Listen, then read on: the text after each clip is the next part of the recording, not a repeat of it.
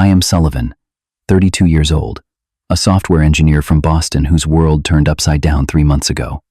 Mom and I were inseparable since I was born. She raised me alone until Gerald came into our lives 8 years ago. When cancer took her last winter, I was devastated.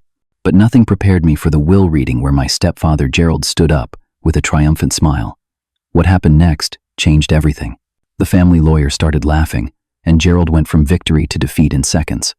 Before I dive into this story that changed my life forever, let me know where you are watching from and subscribe if you want more stories about family justice. Mom, Rebecca Sullivan, was everything to me growing up. We lived in a modest 2-bedroom apartment in South Boston, where she somehow made our simple life feel abundant, despite her constant financial struggles. She worked 2 jobs when I was young, taking accounting classes at night while building the foundation of what would eventually become Sully Tech, her software company. I remember falling asleep to the sound of her typing on our old computer, determined to create a better life for us. Despite her packed schedule, Mom never missed the important moments.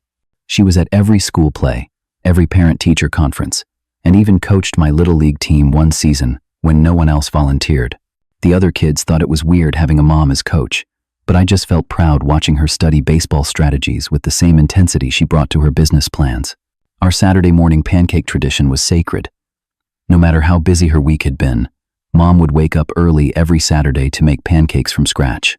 We started when I was 5, and even through my teenage years when I pretended to be too cool for family traditions, I secretly looked forward to those mornings. She would shape the pancakes into whatever I was interested in that year, from dinosaurs when I was 7 to computer monitors when I discovered programming at 14. When I started at MIT studying computer science, Mom beamed with pride. She had never finished her degree, putting her education on hold to raise me, but she had self-taught enough to build her company into a growing regional tech provider. During my sophomore year, her business finally secured major funding, and everything changed. She moved from our apartment to a nice house in Cambridge, close enough that I could visit regularly while living in the dorms. After I graduated, I turned down a position at her company, wanting to make my own way. Some might have been hurt by this, but Mom understood completely. She said, "I built something from nothing, so you could have the freedom to choose your own path." I landed a job at a promising startup, and we established a tradition of Thursday dinner dates where we would discuss everything from coding challenges to philosophy and art. Mom had a curious mind and was always learning something new. Those Thursday dinners became the highlight of my week. Mom would arrive with articles she had read or ideas she wanted to discuss. We would spend hours talking, sometimes closing down the restaurant. As her business grew more successful, she maintained that same curiosity and warmth that defined my childhood. Success never changed who she was at her core. The cancer diagnosis came suddenly when I was 29. Stage 3 breast cancer. Mom called me on a Tuesday morning, her voice steady but different. She asked if I could come to her doctor appointment that afternoon. I canceled all my meetings without explanation and drove straight to her house. The doctor was optimistic about treatment options, explaining the combination of surgery, chemotherapy, and radiation that had shown good results for similar cases. I still remember Mom nodding calmly, taking notes on her iPad, asking detailed questions about success rates and recovery timelines. That was her way, facing problems with research and a plan. In the car afterward, she finally let a few tears fall before wiping them away and saying, "Well, Sullivan, looks like our Thursday dinners might need to move to your place for a while. My cooking might not be up to par during chemo." I immediately put my career advancement on hold. My company was understanding, allowing me to adjust my schedule to take Mom to her appointments. I became her research partner, learning everything I could about her type of cancer, treatment options, and success stories. We approached it like any other challenge she had faced, with determination and a refusal to give in. During her chemotherapy sessions, we had some of our most meaningful conversations. Something about facing mortality made the small talk fall away. She told me stories from her youth I had never heard, about her own mother who had died when Mom was in college, about dreams she had fulfilled and those she had modified. She never spoke with regret, but with thoughtful reflection. Once, between treatments when she was feeling stronger, she mentioned she had been updating her estate planning. "Nothing for you to worry about," she assured me. "Everything is taken care of. I just want to make sure you are protected no matter what happens." I changed the subject, uncomfortable discussing a future without her, convinced that treatments would work. 6 months into her treatment, During a period when the doctors were cautiously optimistic, we took a weekend trip to the Maine coast. She had always loved the ocean, and for 3 days, we pretended cancer did not exist. We walked on the beach, ate seafood at every meal, and watched the sunrise from rocking chairs on our rental cottage porch. On the last morning, Mom made me promise something. "Sullivan," she said, watching the golden light spread across the water, "promise me you will live a life that would make me proud, but more importantly, one that makes you happy." I promised, of course, but assured her she would be around to see it herself. The hope we shared during that trip made the news 3 weeks later even more devastating. The cancer had spread to her liver. The new treatment options were more aggressive, with lower success rates. Mom approached this news with the same courage, but I could see the reality settling in her eyes.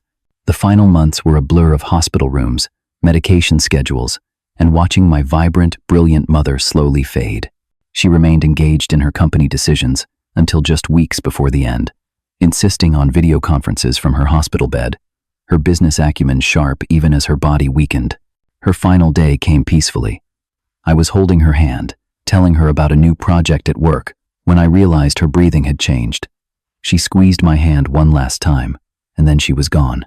The room felt suddenly empty despite nothing visibly changing. Something fundamental had left the world, and I felt it like a physical shift in reality. Gerald Crawford entered our lives 8 years ago at a tech industry charity gala. Mom had been single since I could remember, occasionally dating but never bringing anyone serious into our lives. That night, she was receiving an award for Sullytech's innovative education software donations. Gerald approached her after her acceptance speech, introduced himself as a financial advisor to several tech entrepreneurs, and complimented her vision for accessible educational technology. I was there representing my company and watched their interaction from across the room. Gerald was tall, distinguished-looking with salt and pepper hair, and an expensive suit that seemed to convey success and reliability. He focused entirely on Mom during their conversation, laughing at her jokes and leaning in to hear her speak over the event noise. Something about his attentiveness made me cautiously hopeful. Mom deserved someone who appreciated her brilliance. When Mom introduced us later that evening, Gerald was warm and engaging. He asked thoughtful questions about my work, making connections to other companies in the space. He seemed genuinely interested, not just making obligatory conversation with his date's son. Before leaving, he shook my hand firmly and said, "Your mother speaks very highly of you, Sullivan." I can see why. Their relationship progressed quickly. Gerald sent elaborate flower arrangements to Mom's office, planned impressive dates to exclusive restaurants, and seemed to anticipate her needs before she expressed them. After decades of putting everyone else first, Mom was finally being prioritized, and I was happy for her despite a nagging uneasiness I could not quite place. When they announced their engagement after just 6 months, I expressed my concerns about the speed of their relationship. Mom listened patiently before explaining, "At my age, Sullivan, you do not waste time when you find someone special. Life is too short for unnecessary waiting." I supported her decision, standing beside her at their intimate wedding ceremony, genuinely hoping Gerald would make her happy. The changes began subtly after they returned from their honeymoon in the Maldives. Gerald suggested Mom move her home office to a smaller room so he could use the space for his own work. He began questioning her dinner plans with me, often scheduling last-minute business meetings that required her presence on Thursdays. When I adjusted to different days, those somehow became problematic too. The first holiday dinner at their house revealed more troubling behavior. While Mom was in the kitchen, Gerald questioned my career choices. "Software engineering is so common these days," he remarked, swirling his expensive scotch. "Rebecca built something substantial. Following in her footsteps without the same level of ambition seems like wasted potential." His smile never reached his eyes as he added, "Just an observation from someone who wants the best for the family." Within a year of their marriage, Gerald had convinced Mom to sell her Cambridge house and move to an expansive property in Brookline, nearly 40 minutes from my apartment without traffic. The new house was ostentatious, with formal rooms Mom would never have chosen for herself. Our weekly dinners became monthly, then sporadic, always with Gerald creating some reason why other days would not work. I began noticing concerning patterns in their financial decisions. Mom had always been conservative with money despite her success, but now there were expensive cars in the driveway, memberships to exclusive clubs, and lavish parties for Gerald's business associates. When I carefully brought up these observations, Mom became defensive, insisting these connections were important for Sullytech's continued growth. Gerald systematically isolated Mom from her old friends and colleagues. Her former business mentor, Thomas, who had supported her when Sullytech was just an idea, was suddenly unwelcome in their home after he questioned one of Gerald's investment suggestions. Her college roommate Barbara, who had been like family to us, was criticized for being stuck in the past whenever she visited. One by one, the people who had known and loved Mom the longest found themselves politely but firmly pushed away. I discovered the extent of Gerald's controlling behavior by accident. Arriving early for a dinner party, I let myself in with the key Mom had given me. From the hallway, I overheard their conversation in the study. Gerald was berating Mom for transferring funds to her original angel investor without consulting him first. "This is exactly why I need to be involved in every decision, Rebecca," he said, his voice cold in a way I had never heard before. "You are too soft-hearted for business. That money could have been better leveraged in the Macau opportunity." Mom's response was uncharacteristically timid. "Thomas has been with me from the beginning, Gerald. His daughter needed the surgery, and he would have done the same for me. This sentimentality is why women rarely succeed in business long-term," Gerald replied dismissively. "Thank God you have me now to correct these emotional decisions." When I made my presence known, Gerald transformed instantly into the charming host, but something had permanently shifted in my perception. That night I tried to speak with Mom privately, but she avoided being alone with me. When I finally cornered her in the kitchen, she brushed off my concerns. "Every marriage has disagreements, Sullivan. Gerald has different perspectives on business, but he wants what is best for us." The us in her statement felt wrong. Gerald had never shown any interest in what was best for me, and increasingly, I doubted his concern for Mom either. As Mom's cancer progressed, Gerald's true colors emerged more clearly. While I took time away from work to accompany her to treatments, Gerald was conspicuously absent, always citing important meetings that could not be rescheduled. He purchased a new sports car the same week Mom started losing her hair to chemotherapy. When I confronted him about his priorities, he responded with practiced concern, explaining the car was an investment opportunity that would benefit Rebecca's financial portfolio. Everything was justified as financially strategic. Most disturbing was discovering Gerald had been meeting with Mom's business partners without her knowledge. During one of her hospital stays, I arrived to find her visibly upset after a phone call. When I pressed her, she revealed that Gerald had approached her board of directors about assuming an executive role in Sullytech, citing her illness as making her temporarily incapable of leadership decisions. That discovery led to our most serious confrontation. I found Gerald at his club and demanded an explanation. His response was chilling in its calculation. "Sullivan, you need to understand business reality," he said calmly, signaling for another drink from the bartender. "Rebecca has built something valuable, but her health situation creates vulnerability in the market. I am simply stabilizing the company during a difficult transition. By going behind her back to her own board?" I demanded. "She founded that company. She beat cancer once already, and can lead Sullytech through this too." Gerald's expression hardened. "Your mother's prognosis is not as optimistic as she has led you to believe. I am being practical about the future, which is more than I can say for you." The argument escalated until I was asked to leave the club. That night, Gerald told Mom a distorted version of our encounter, painting me as unstable and disrespectful. For the first time in our relationship, Mom and I were truly at odds. For nearly 3 weeks, our only contact was through brief, uncomfortable text messages. Mom eventually reached out, asking me to meet her for lunch while Gerald was out of town. She looked frailer than I had expected, the cancer treatments taking an obvious toll. We reconciled tearfully, but something had changed. She was more careful about what she said, glancing around the restaurant as if worried about being overheard. When Gerald's name came up, she changed the subject. During her final months, I noticed Mom had become secretive about certain documents. Once, entering her hospital room, I found her quickly hiding papers in her bedside drawer. Another time, she was having an intense phone conversation that ended abruptly when I arrived.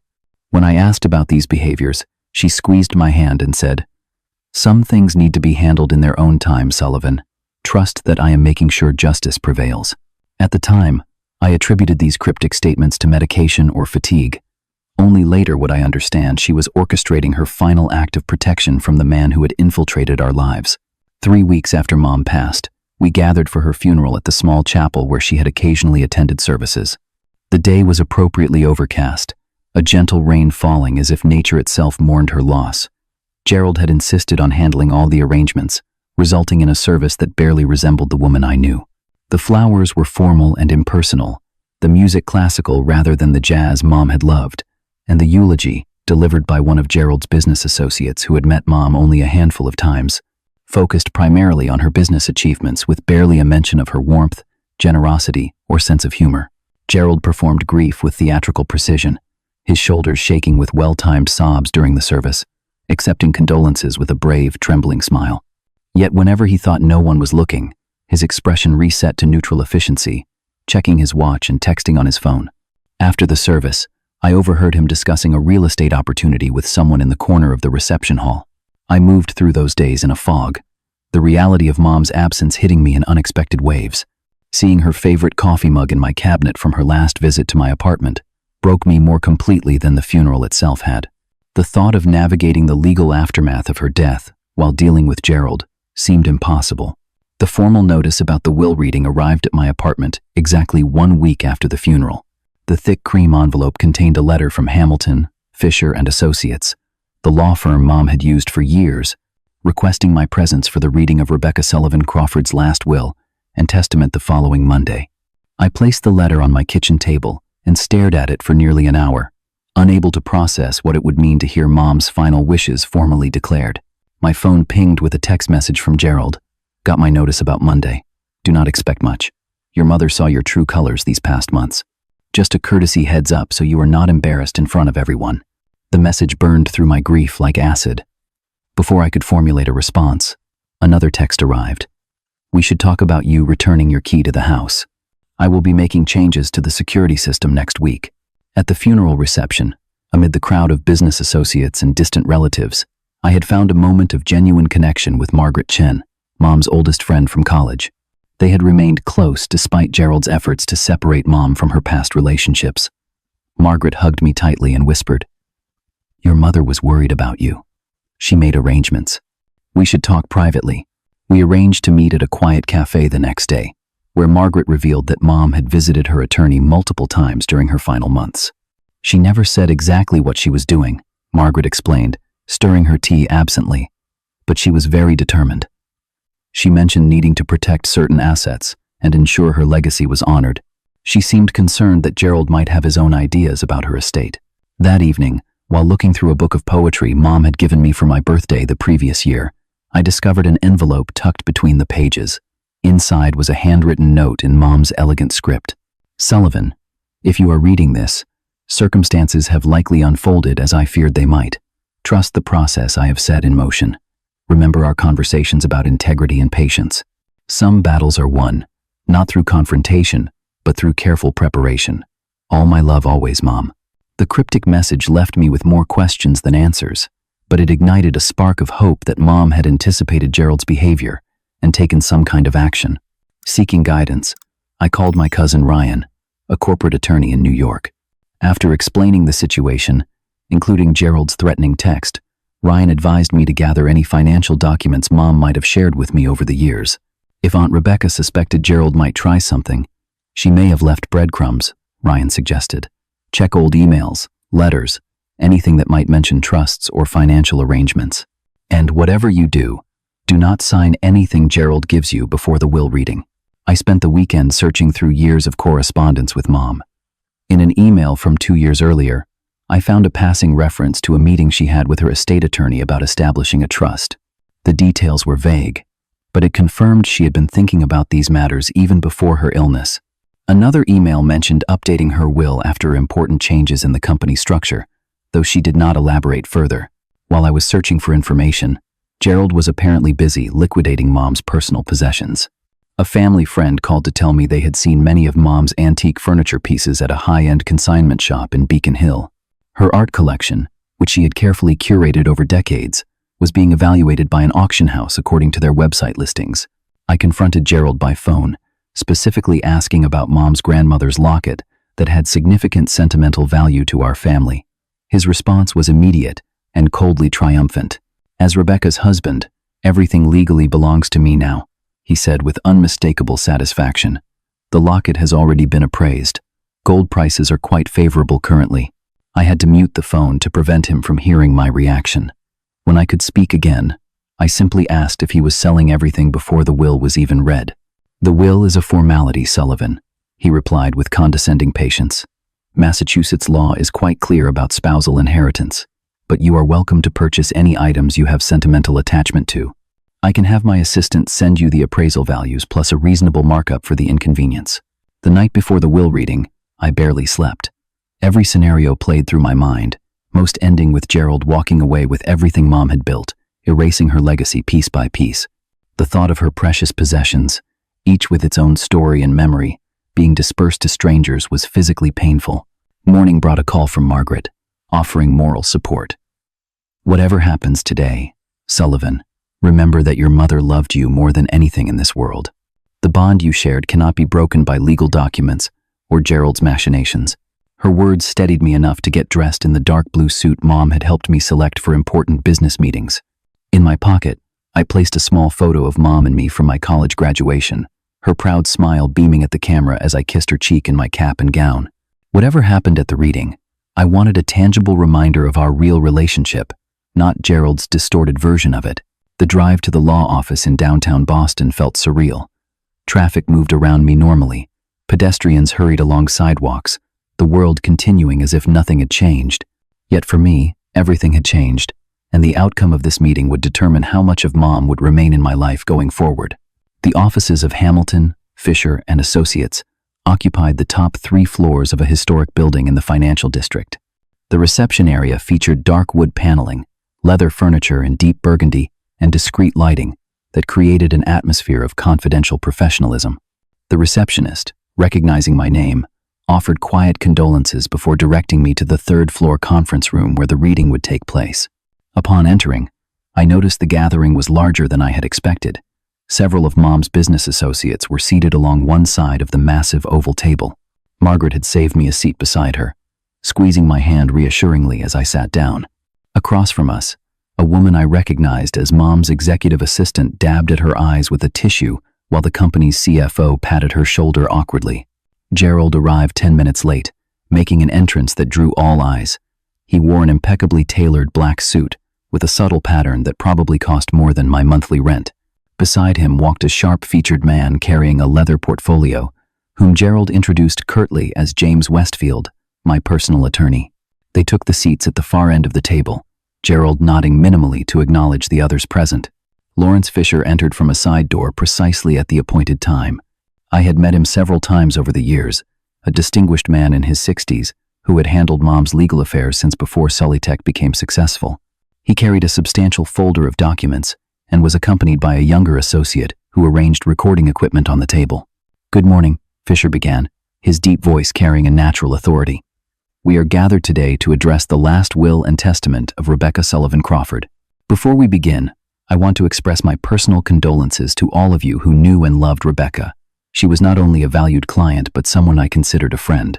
Fisher explained the standard legal procedures that would follow, noting that the reading was being recorded as required by Massachusetts law, and that questions should be held until the end of the initial presentation of the will's contents. The formality of his language created a buffer against the emotion in the room, for which I was grateful. I needed the distance to maintain composure. The proceedings began with the distribution of personal mementos to friends and colleagues. Mom's collection of first-edition feminist literature went to her former professor from business school. Her volunteer service award was designated for permanent display at the women's shelter, where she had served on the board for 15 years. Her executive assistant received the antique desk clock that had sat in Mom's office, along with a note thanking her for making every minute count. When Fisher announced I would receive my grandfather's pocket watch, Gerald shifted noticeably in his seat. The watch, a simple gold timepiece that had been in our family for generations, came with a note in Mom's handwriting, "To Sullivan, who always understood the value of time well spent. May this remind you that how we use our days defines the legacy we leave." The watch felt heavy in my palm, still ticking steadily as it had throughout Mom's life. Throughout these distributions, Gerald checked his watch repeatedly, sighing audibly when Fisher took time to share the personal stories Mom had attached to each bequest. His attorney whispered something that made Gerald nod impatiently, his eyes fixed on the substantial folder of documents still unaddressed on the table. Fisher then played a video recording Mom had made several months before her passing. Seeing her image on the conference room screen, still recognizably herself but noticeably thinner from the treatments, sent a shock through me. She wore the blue blouse I had given her for her birthday, and the pearl earrings that had been her mother's. She spoke clearly about her general wishes and values, expressing gratitude for the relationships that had enriched her life. "My greatest achievement," she said toward the end, looking directly into the camera, "was never financial or professional. It was the privilege of raising my son and watching him grow into a man of integrity and compassion." I fought back tears, aware of Gerald's dismissive expression from across the table.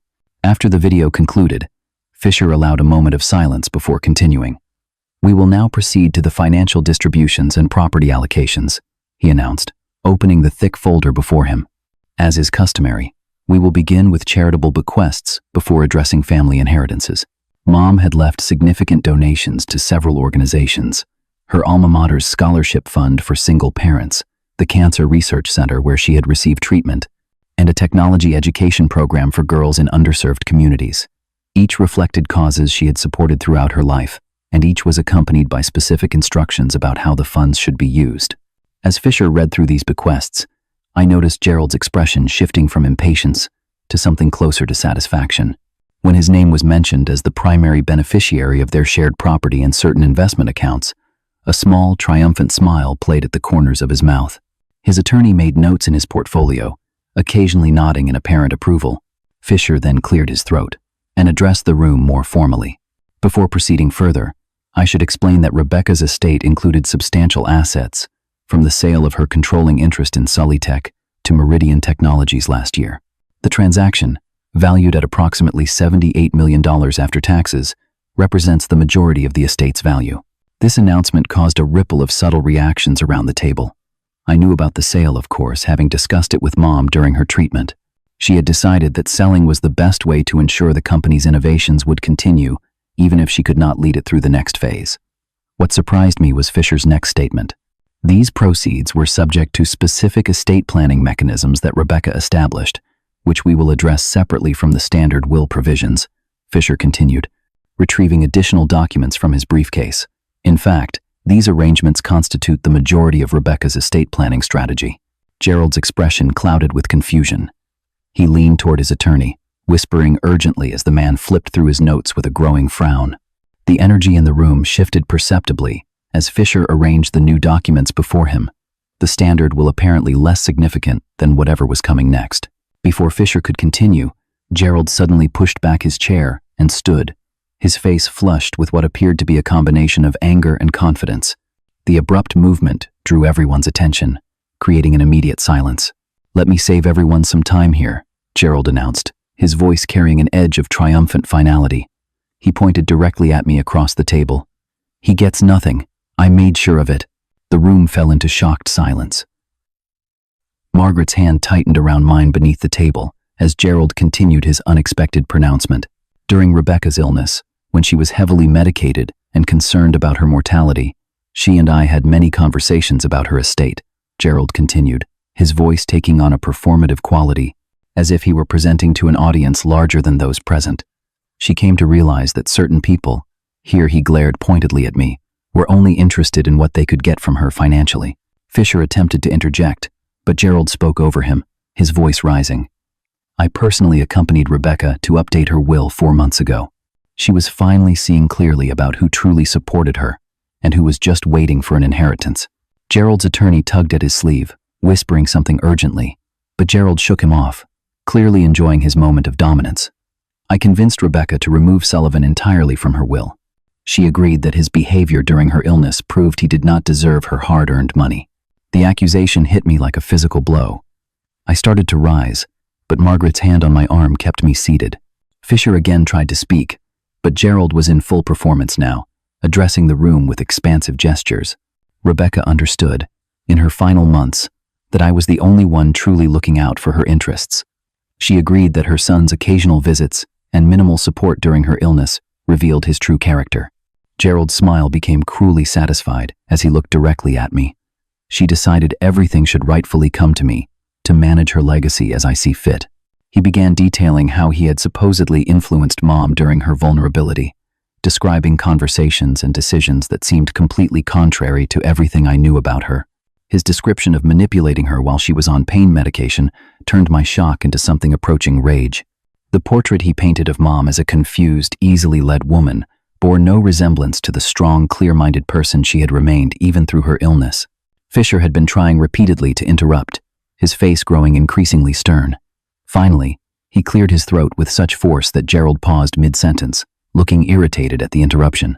"If you are quite finished, Mr. Crawford," Fisher said, his professional demeanor barely concealing obvious displeasure, "I would like to continue with the actual legal proceedings." Then, unexpectedly, a small chuckle escaped him as he glanced down at the documents before him. "Sir," Fisher said, looking directly at Gerald with an expression that mixed professionalism with unmistakable satisfaction, "you cannot change a trust that already transferred $15 million last year." Gerald's face drained of color, so rapidly I feared he might faint. "What?" he managed, his voice suddenly hoarse. Fisher's demeanor remained perfectly composed as he continued. "Rebecca established an irrevocable trust for Sullivan 14 months ago, with the initial funding transferred immediately after creation. The trust received $15 million directly from the Sullytech sale proceeds before any illness-related incapacity could be claimed." Gerald collapsed back into his chair, his expression stunned. His attorney was frantically flipping through documents, looking increasingly concerned. "The trust is completely legal, properly executed, and as the name suggests, irrevocable," Fisher continued, his voice steady. "Even had Rebecca wished to change these arrangements later, which all evidence suggests she did not, she would have been legally unable to do so. The assets were already transferred, and beyond her control, by her own careful design." Fisher then revealed the full extent of Mom's foresight. In the months before her cancer had advanced significantly, she had engaged a private investigator to document Gerald's behaviors and investigate his background. The investigator had uncovered evidence of Gerald's plans to divorce Mom once he had secured control of her assets, including emails to a divorce attorney discussing strategy while Mom was still undergoing treatment. "Rebecca approached me approximately 16 months ago with concerns about her husband's financial behaviors," Fisher explained to the silent room. "She suspected Gerald was more interested in her assets than her welfare, a suspicion that motivated her to create extensive protective measures for her estate." Gerald's face had moved from shock to rage. "This is preposterous," he shouted. "I demand to see these supposed documents. They must be fraudulent." Fisher nodded to his assistant, who distributed copies of notarized trust documents with clear timestamps and witness signatures. "Everything is in order, Mr. Crawford. The trust was established well before Rebecca's illness advanced to a stage that could question her competence." The additional shock came when Fisher explained the conditions of Gerald's inheritance. While he would indeed receive the shared property and certain accounts mentioned in the will, these represented less than 20% of Mom's total assets. The majority remained in a foundation controlled by a board that included me, Margaret, Mom's original business mentor Thomas, and 2 independent trustees, with no personal connection to either Gerald or me. "The Rebecca Sullivan Foundation will manage most of Rebecca's estate," Fisher explained calmly. "Its bylaws specifically prevent any funds from being used for the personal benefit of her husband, with strict conditions regarding foundation operations that Rebecca designed herself." Gerald lunged across the table for the documents in Fisher's hands, his composure completely shattered. "This is impossible. Rebecca would never do this to me. These documents must be forgeries." Fisher's assistant had apparently anticipated such a reaction, as security personnel appeared almost immediately at the conference room door. Gerald continued shouting accusations, even as the security guards approached, his face contorted with fury that revealed more about his true character than any investigation could have documented. The security team escorted Gerald from the building, his threats of lawsuits and demands for new attorneys echoing down the hallway. His own attorney remained behind just long enough to collect his materials, his professional mask barely concealing obvious embarrassment before he hurried out, presumably to distance himself from his volatile client. In the stunned silence that followed, the remaining attendees exchanged glances that mixed shock with something like vindication. Mom's executive assistant broke the tension with a soft but emotional, "That is exactly what Rebecca would have wanted." Several people nodded in agreement, small smiles appearing as the reality of what had just transpired sank in. Fisher suggested we take a brief recess before continuing with the remaining details. As people filed out for coffee or air, he asked if I would stay behind for a private conversation. Margaret squeezed my shoulder supportively before leaving us alone in the conference room. "Your mother wanted you to have this after the formal reading," Fisher said, handing me a sealed envelope from his briefcase. "She was a remarkable woman, Sullivan. In 27 years of practice, I have never seen someone navigate such a difficult situation with more grace and strategic thinking." Inside the envelope was a multi-page letter in Mom's handwriting, dated just 6 weeks before her passing. The letter began with a simple line that made my eyes immediately blur with tears. "My dearest Sullivan, if you are reading this, then my plan worked, and you are protected from Gerald's schemes." Mom explained in meticulous detail how she had first noticed Gerald's concerning behavior shortly after their marriage. Small inconsistencies in his stories, his increasing control over her finances, and his efforts to separate her from longtime friends had triggered her suspicions. She had initially dismissed these concerns, believing she could manage the situation while maintaining the marriage. Her cancer diagnosis had accelerated Gerald's true nature, as she observed him making plans for her money, even while she was fighting for her life. Rather than confronting him directly, which she feared might cause him to become more secretive, she began working with Fisher to establish protections. "I created the irrevocable trust for you first," she wrote, "ensuring that no matter what else happened, you would have the financial security I always wanted for you." The timing was intentional, establishing everything well before any claims of diminished capacity could be made. She had then engaged forensic accountants who uncovered Gerald's systematic efforts to position himself to control her assets. The private investigator had documented his meetings with less than reputable business contacts and his consultations with attorneys about accessing her accounts after her death. "The hardest part," Mom wrote, "was pretending to go along with his suggestions while secretly undoing his access to my most significant assets. I had to appear to be the trusting, declining wife he believed me to be, all while working with Lawrence to establish the foundation and other protections." Her letter continued with an apology that broke my heart. "I am so sorry I could not tell you what was happening, Sullivan. Gerald was watching our communications closely, and I could not risk him discovering my plans before they were legally secured. The distance between us these past months has been the greatest sorrow of my illness." She explained how she had deliberately led Gerald to believe he had convinced her to change her will in his favor, knowing this would keep him from looking deeper into her estate planning. All the while, the foundation structure was being established with ironclad protections against his interference. After reading the letter twice, I returned to the conference room where Fisher was waiting patiently. "There will be legal challenges," he warned me. "Gerald will not accept this outcome without a fight." Fisher was right. Within days, Gerald filed the first of many legal motions, challenging the validity of Mom's trust and foundation structure. He hired a new, more aggressive attorney known for contentious probate battles and launched what would become an 18-month campaign to break Mom's carefully constructed protections. I met with the foundation board Mom had assembled, an impressive group that included not only Margaret and Thomas but also a respected former judge and a philanthropy expert. Mom had chosen each member carefully, creating a balanced team capable of withstanding Gerald's inevitable challenges while honoring her vision for her legacy. The legal team Mom had put together was equally impressive. She had retained specialists in trust law, estate litigation, and corporate governance, all briefed on Gerald's likely tactics before he even knew he would need to deploy them. It was like watching a chess master who had anticipated her opponent's moves many steps in advance. Gerald's legal maneuvers grew increasingly desperate as each challenge was methodically defeated. He claimed Mom had been mentally incapacitated when creating the trust, but her doctors provided detailed records showing her complete competence. He alleged undue influence from me and others, but the timeline and documentation Fisher had maintained proved otherwise. He even attempted to claim the marriage had entitled him to all her assets regardless of her wishes, an argument that the probate judge dismissed with visible irritation. During this period, evidence of Gerald's similar behavior in previous relationships came to light. 2 former partners came forward with stories of financial manipulation, strikingly similar to what Mom had experienced. One woman had lost her small business to Gerald's investment advice before he moved on to a more affluent target. These revelations further undermined his claims of being a devoted husband, blindsided by unfair estate planning. My emotions throughout this extended battle were complex and often overwhelming. Grief over Mom's loss would suddenly collide with rage at Gerald's persistent attempts to dishonor her wishes. There were days when I could barely function, the legal stress compounding my mourning.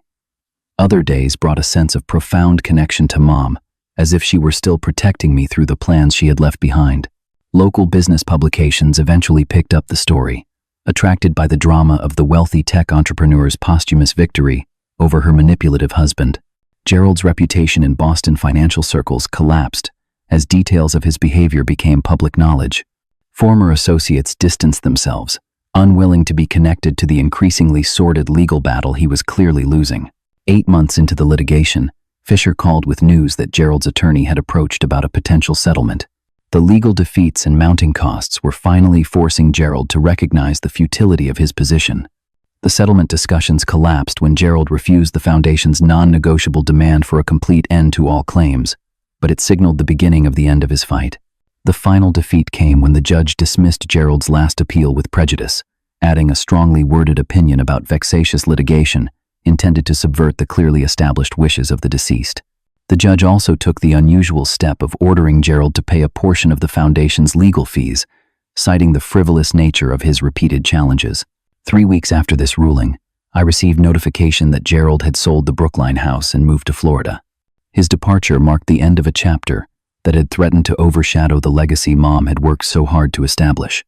Rather than the quick victory he had anticipated at the will reading, Gerald left Massachusetts with his reputation destroyed and his financial aspirations thwarted by the woman he had underestimated even in her illness and death.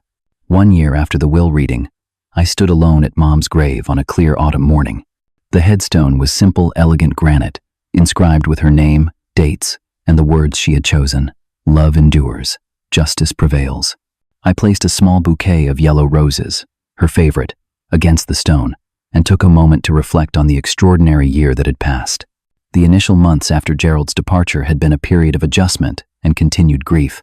Having spent so long fighting his legal challenges, I found myself suddenly without that consuming focus, forced to truly process Mom's absence. The trust she had established provided financial security I had never expected, creating both opportunity and responsibility that I was not entirely prepared for. I initially struggled with managing the substantial inheritance, feeling uncomfortable with wealth I had not earned. After consulting with financial advisors, I established my own more modest trust for basic security and dedicated the remainder to creating a scholarship program for single parents pursuing education in technology fields. The Rebecca Sullivan Scholarship for Tech Innovation provided full tuition and living expenses, allowing recipients to focus entirely on their education without the financial strain Mom had experienced raising me.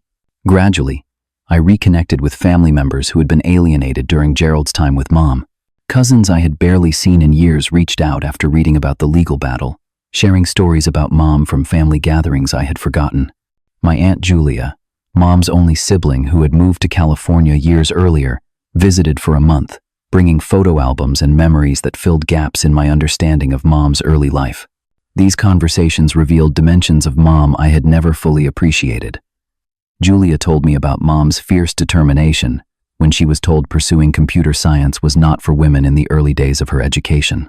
College friends shared stories of her defending classmates against discrimination, standing up to professors who dismissed female students' contributions. Each story built a more complete picture of the extraordinary person she had been beyond her role as my mother. 6 months after the legal battles ended, I faced a significant decision about my career. The foundation responsibilities, combined with my software engineering work, had become increasingly difficult to balance. After careful consideration, I left my position to focus on running the foundation full-time, applying my technical background to developing its grant management systems and digital presence. The first recipient of the Rebecca Sullivan Entrepreneurship Grant, our flagship program supporting women-led tech startups, was a single mother developing educational software for children with learning disabilities. Watching her pitch her business plan to our board, I saw echoes of Mom's passion and determination. The moment her project received approval for funding, I felt a connection to Mom that transcended her physical absence, a continuation of her work through a new generation of innovators. My perspective on wealth evolved significantly during this period. What had initially felt like an uncomfortable inheritance transformed into an understanding of wealth as responsibility rather than privilege. The money itself meant less than what it could accomplish when directed toward causes Mom had valued. Each foundation initiative became an extension of her vision, creating opportunities she would have championed. An unexpected chapter in this journey came when I received an email from Abigail Crawford, Gerald's daughter from his first marriage. She had read about the legal battle and reached out, initially to apologize for her father's behavior. Over coffee that extended into dinner, she shared a history that illuminated Gerald's lifetime pattern of manipulation. He did the same thing to my mother, Abigail explained, her resemblance to Gerald visible despite her obvious discomfort with the connection. Charmed her, married her quickly, isolated her from friends and family, then gradually took control of her finances. When he found someone wealthier, he manufactured reasons for divorce that left her emotionally devastated. Abigail had been estranged from her father for nearly a decade, having recognized his narcissistic patterns after years of therapy. Her insights helped me understand that Gerald's behavior had nothing to do with Mom or me personally, but was a calculated approach he had refined through multiple relationships. This realization helped me work through the anger I had carried since discovering his manipulation. The process of moving toward forgiveness was not about excusing Gerald's actions, but freeing myself from the emotional burden of sustained rage. I would never trust or respect him, but I could release the consuming anger that had colored so many months of my grief. The experience transformed how I approached relationships in my own life. I established clearer boundaries, became more attentive to behavioral patterns, and learned to trust my instincts about people's intentions. When I began dating again, I approached relationships with both greater caution and greater authenticity, unwilling to compromise on mutual respect and transparency. Gerald's exploitation of Mom's wealth also changed my relationship with material possessions. I sold many of the valuable items we recovered from his selling spree, keeping only those with genuine emotional significance. The ostentatious mansion in Brookline, which Mom had never really wanted, was sold to fund the foundation's first major initiative. Instead, I purchased a modest 3-bedroom house in Cambridge, reminiscent of the home where Mom and I had lived during my high school years. In this new home, I established my own version of Mom's traditions. Saturday mornings became pancake breakfasts for friends, neighbors, and foundation colleagues. I learned to make them from scratch using Mom's recipe, sometimes sharing stories of her while flipping pancakes on the griddle she had used throughout my childhood. These gatherings created community and connection, values Mom had always prioritized above material success. The journal I began keeping after her death became a repository for lessons from her example. I recorded memories as they surfaced, insights from stories others shared about her, and reflections on how her approach to challenges influenced my own decisions.